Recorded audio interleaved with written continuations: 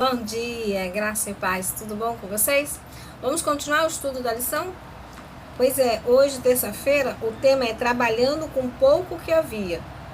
Que informação André trouxe a Jesus? Em seguida, que orientação o Senhor deu aos discípulos? João capítulo 6, verso 8 ao verso 10 diz assim: E um dos seus discípulos, André, irmão de Simão Pedro, disse-lhe: Está aqui um rapaz que tem 5 pães de cevada e 2 peixinhos. Mas que é isso para tanto? E disse Jesus: Mandai assentar os homens.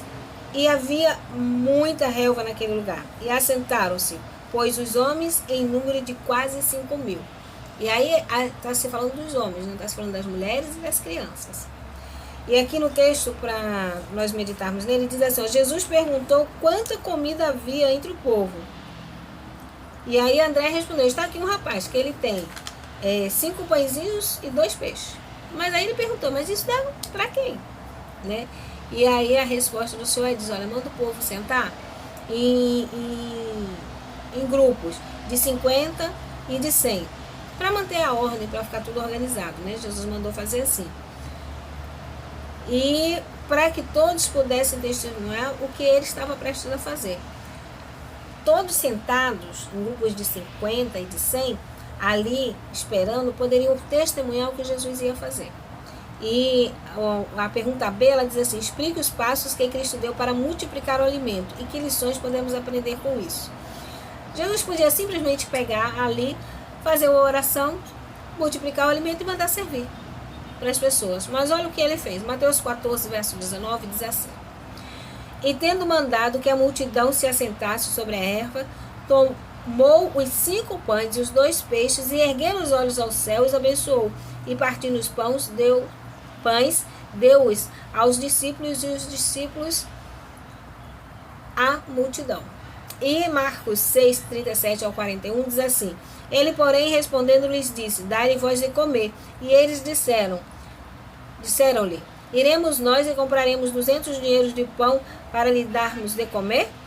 E ele lhes disse: Quantos pães tendes? E de ver. E sabendo eles, disseram: 5 pães e 2 peixinhos.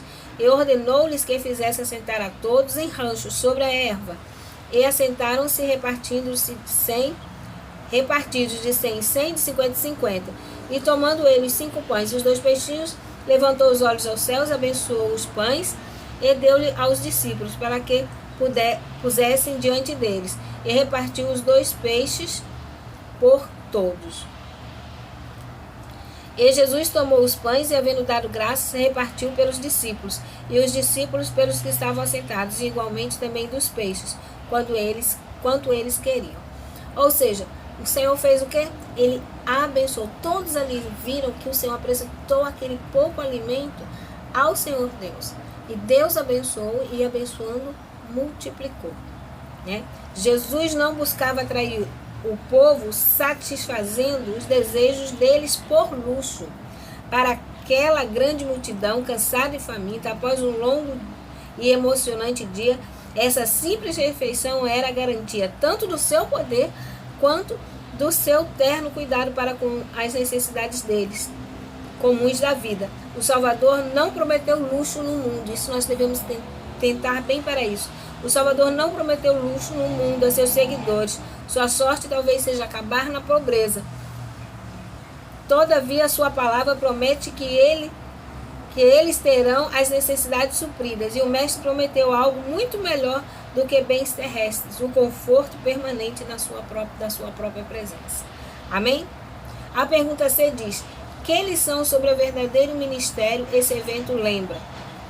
Isaías 61,6 diz: Porém, vós sereis chamados sacerdócio do Senhor, e vos chamarão ministro do nosso Deus. Comereis a riqueza dos gentios, e na sua glória vos glorieis.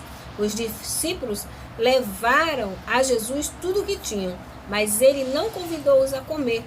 Pelo contrário, ordenou que servissem ao povo. Primeiro, o alimento se multiplicava na mão dos mestres. Segundo, sempre que os discípulos estendiam a mão a Cristo, eles nunca ficavam vazios. A pequena quantidade de alimento foi suficiente para todos.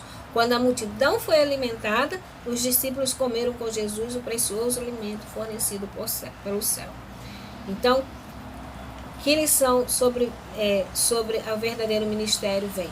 A nossa missão é ajudar o semelhante, é estar atendendo as necessidades do nosso semelhante. Não primeiro as nossas necessidades, mas a do semelhante. Sabendo que o Senhor nunca nos desamparará. E nós somos convidados a sermos semelhantes a Jesus. Nós somos convidados a ser sacerdotes. E sacerdotes servem, não são servidos. Que Deus nos abençoe e que nós possamos nos lembrar disso.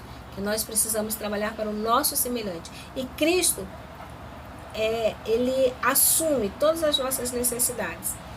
Mas primeiro nós devemos olhar para o nosso semelhante. Assim como Cristo. Antes de olhar para Ele, Ele olhava para o seu semelhante. Amém? Que Deus nos abençoe. Eu aguardo vocês amanhã, no nosso próximo encontro, permitindo Deus. Até lá.